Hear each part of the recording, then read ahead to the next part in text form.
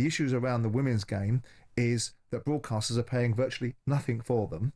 The game in and of itself can't scale up, which means it can't create opportunities. Men need to be aware that, you're in a growing sport for women, and we haven't always had these opportunities. And so it's about the awareness and supporting other women through that pathway. I don't know what point she's making.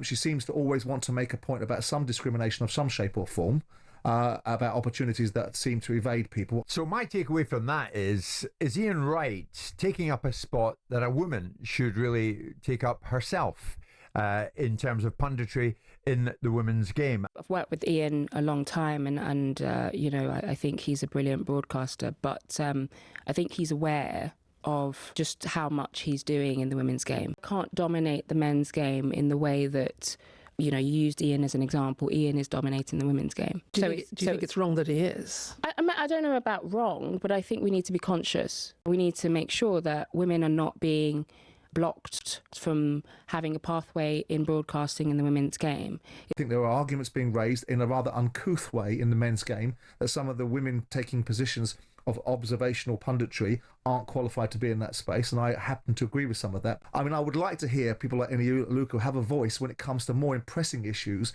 like the situation in grassroots football where biological males are playing in women's football, and the Lionesses and people like this are not saying anything about it because they're too cowardly, because they're worried about being cancelled. I want women's football to be developed. I want women to be at the centre of it, and I want them to be good at what they're doing. And if Ian Wright is adding a little bit of stardust that creates some profile and some interest, and broadcasters want to spend some more money and then create more opportunities, surely it's a sprat to catch a mackerel.